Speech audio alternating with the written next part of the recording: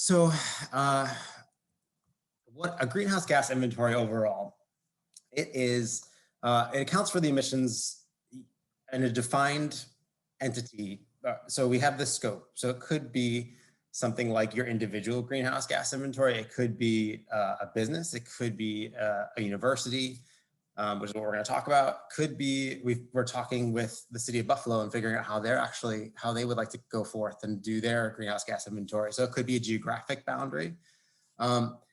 And there are also many layers wrapped up into that. You have your own, you can set your own scope on how you would want to assess your own impact. So it could be things that you have direct control over, like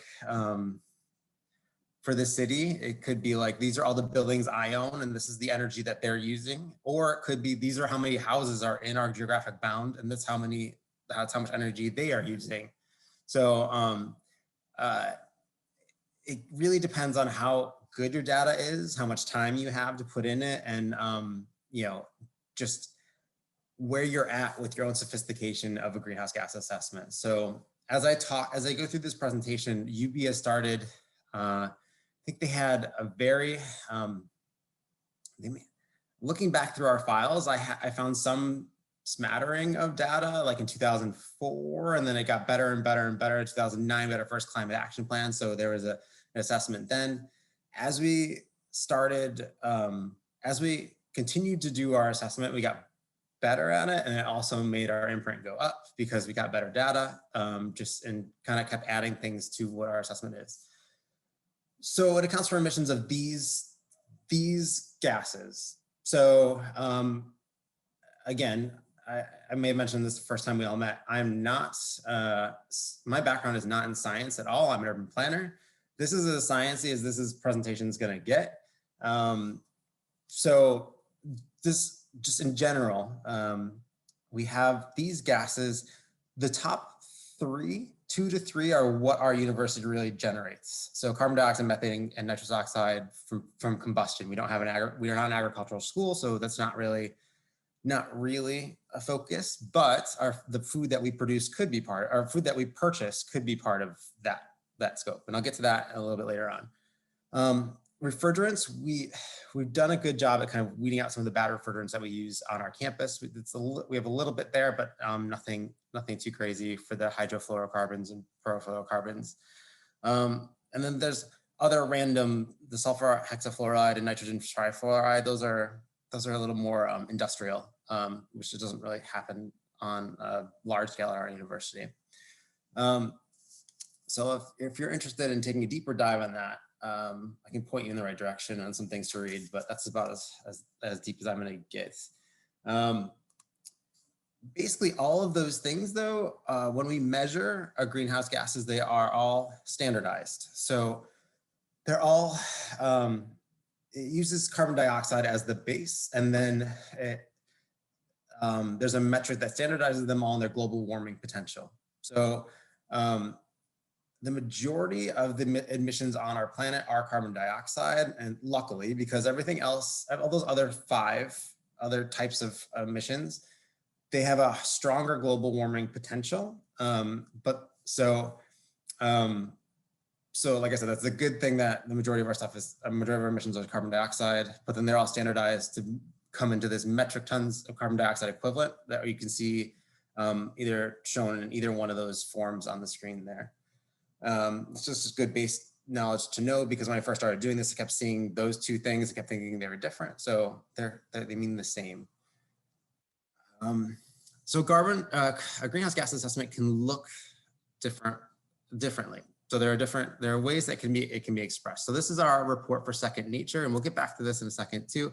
I just wanted to show you some examples of how we communicate this work, because it's part of our committee's charge. So you can see that's our trend since 1998. So we must have had data from 1998, but like I said, this is being recorded, so maybe I should watch my words. But I don't know how much faith I have in that data. I wasn't around. That's kind of, might be very egotistical of me, but to whoever was doing its credit, like, this whole process has gotten more sophisticated too. So as you go forward through the chart, there's some crazy things that seem to be happening at the end there. That's some exciting stuff that I'll be talking about. And like 3 slides. So I just want you to notice that for now. It could also look like this pie chart, which, you know, depending on who you are, it might be more handy than just the line graph. You can kind of see the breakdown on the left of all the different things that are producing emissions on our campus. We'll go through a lot of these in a second on what these all are. And then on the right, again, I'll give you some context of what the scopes mean, but each thing that produces an emission goes into a scope category. That's a good way for whoever's doing a greenhouse gas assessment to kind of figure out where they want to start and what they would like to add on and what they can keep adding on. So hold the thought on what the scopes mean too. But the real bulk of the data, so those are the nice ways of looking at things. The not nice way of looking at things is the back-end data collection. So the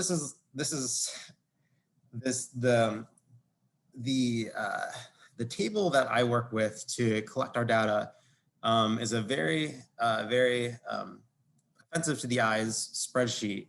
And these are all the things that we're collecting across our campus. So I just want to give you kind of a snapshot of what that looks like just on the data collection level of why there's a little bit of difficulty there too, keeping everything tracked and correct.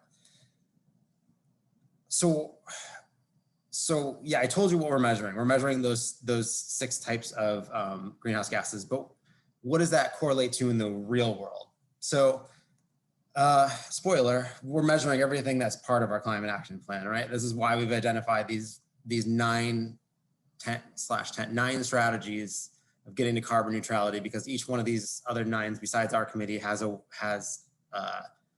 connection to a carbon emission. So scope 1, so we're going back to those scopes. This is kind of where everybody starts. So this is the energy that's produced on site by things like natural gases and cogeneration plants. So we have some of that. It's uses of our fuels for the fleet that we own. So think about those facility vans that drive around campus. Even the electric cars there's part of that too is wrapped up in here. And then any kind of natural gas burn. And then refrigerants and chemicals too are part of the scope 1. So this is kind of the baseline, and this is why, because there's more of a direct control on these processes. You can pull up a lot of this information through purchase orders, through electricity bill, or well, not electricity bills yet, that's scope 2, but through billing, like for purchases of chemicals and refrigerants. Scope 2, that's where the electricity, the steam, and chilled water, heating and cooling all kind of rolls into. So this is any kind of energy that we're not producing on site that we need to bring onto site. This is also, the scope 1 and scope 2 are usually where everybody starts, because again, it's easier to collect the data for the most part for these 2 scopes. I do want to spend a second talking about renewable energy credits, because this is how our university has has offset all of its electricity purchases through renewable energy credits. This could be another whole hour of talking about renewable energy credits and what it all means. So I'm going to give you a very, very high level overview on it. I'm happy to take more questions at the end, and I can follow up in other ways too. But what happens with renewable energy credits is an entity could purchase clean power, and it doesn't necessarily mean that power is, so let's say, for example, I wanted to offset the electricity use in my house, but I was purchasing clean wind from Texas, I was buying renewable energy credits from Texas to offset that purchase because I can't put solar panels on my house or something like that. We've gotten a lot of questions on like, well, what's the real point of that?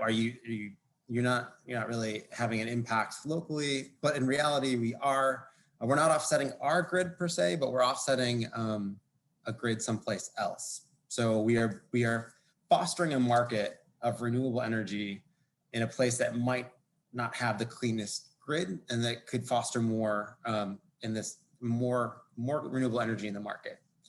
So I think it's a really cool way. The way I always kind of explain this is we could be offsetting a coal plant in South Dakota, or they're taking that, or at least taking that off the grid by just investing more in this energy. The way we quantify, so the first point here of market versus location-based reporting, gets a little bit in the weeds, but I think it's good context for you all to have. So we report, the only way we can use renewable energy credits effectively to offset our electricity is if we report on a market-based reporting and a market-based assessment. So that means that the location base is that we report on the electricity that we're actually using on our local grid. So it doesn't leave any room really to report on renewable energy credits. The market basis, that's where it says that we've purchased, they're certified that this energy is coming from a renewable source. So we can use that to offset our electricity on our greenhouse gas reporting platforms. Currently, just if you're interested, we are out to bid for our new renewable energy credit purchases. So, and Ryan, correct me if I'm wrong, but UB started to fully offset our electricity through renewable energy credits in 2017, because that's when you see that big dip in the Second Nature graph that I showed you before. But previously we had been purchasing bits and pieces of renewable energy credits prior. Is that correct? You're not? You did that for? Yeah. So it started back, I think, in like 2006 or 7. There was like a 5% buy, and then it graduated up to about 30, and then we made the jump by the time we got up to around 2017. I think the key takeaway to think about RECs, because as Derek said, you could go down the rabbit hole quite a bit, is that it's a bridging strategy for us until we can do direct projects themselves and hold on to those RECs. So for example, the Lackawanna project, we have a 4.5 megawatt big project down there. That is a direct buy, not just a REC purchase. And then the on-site solar that we're doing that's starting construction in about 3 weeks here on campus is a direct buy. The solar strand is a direct buy. So our REC purchase of 100% is really meant to kind of get us to a place until we can do all of that directly, which we're on track to do. So bridging strategy. Yeah, thank you. So yeah, and then, I mean, there are different levels of, through this whole process, as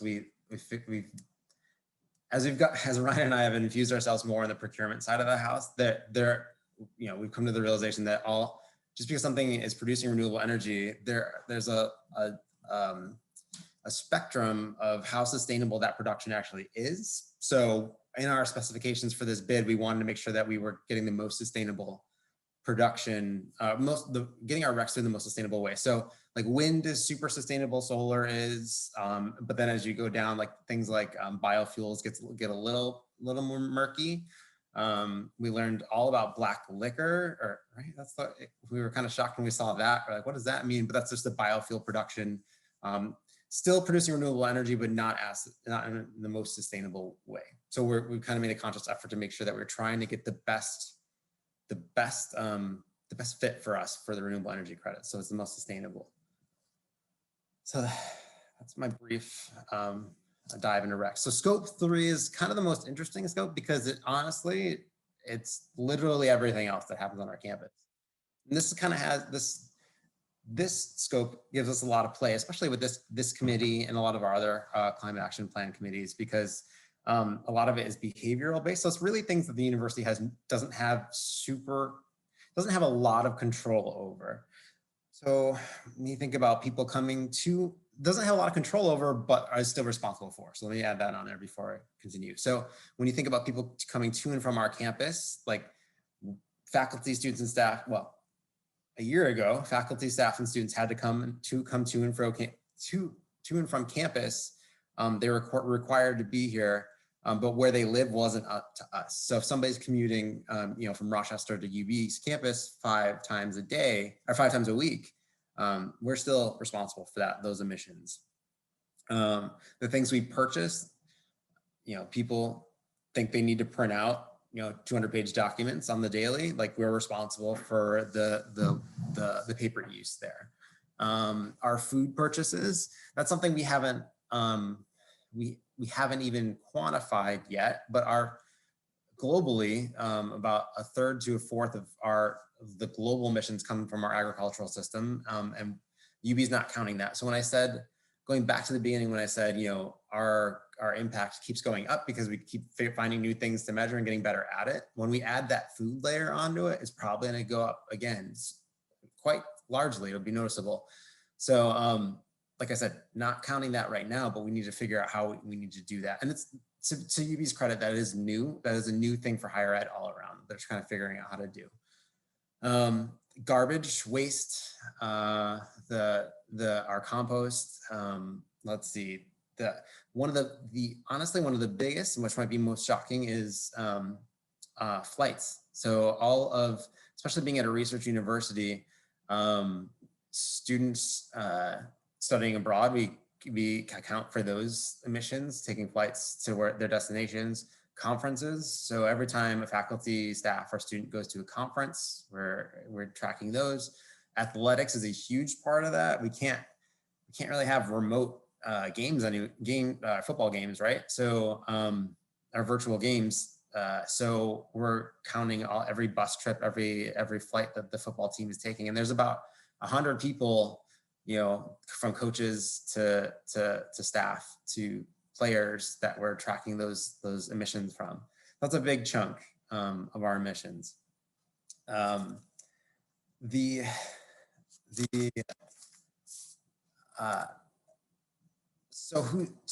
Especially with scope 3 and the other two previous scopes, it requires a lot of coordination and involving a lot of different players. I'm in touch with a lot of offices. Some of them you would expect, like facilities, parking, transportation. That makes sense.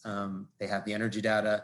They have surveys they send out surveys to people who have parking passes, so we can kind of get where people are, how many times they're coming to campus, that their commuting patterns.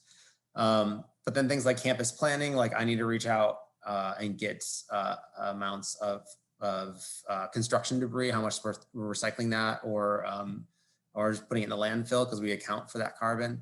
Business services, that's where we get our paper data, our paper counts. But then, going forward, there's opportunities. Everything we purchase has embodied carbon in it. So how much embodied carbon is in all the desks that we purchase, or the chairs that we purchase, the carpeting, so that kind of stuff.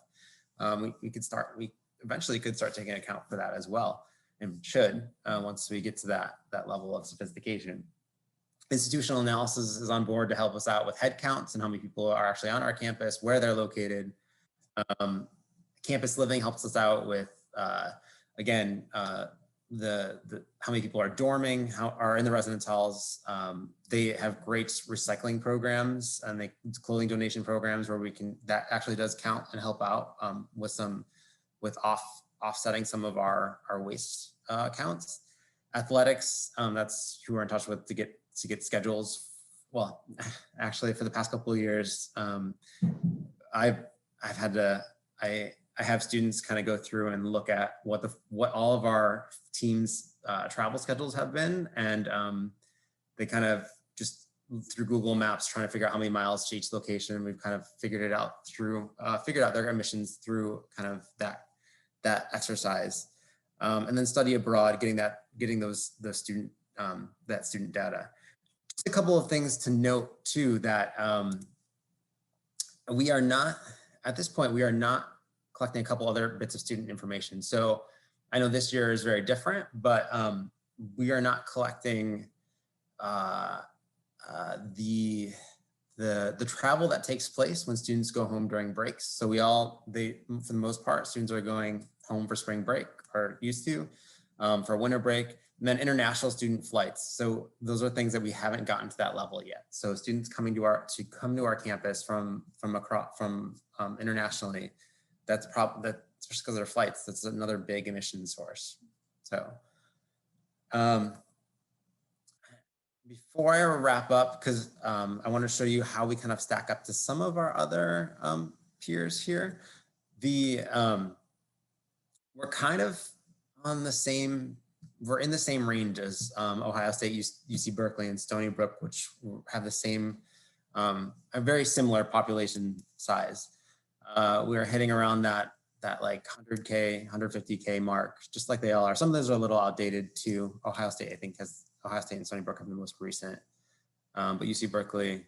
So just if you're looking at like, if you're wondering if we're high or low, we're pretty much where everybody else is. There are a few universities out there that have gotten close to carbon neutrality, and that they're, for the most part, very, very small institutions, and they have a little more command control over what goes on there. And they use carbon offsets as a big portion of that, which we have a whole other committee on that are working on how we can use those also, just like renewable energy credits, as a bridge to get to full on neutrality. Let's see.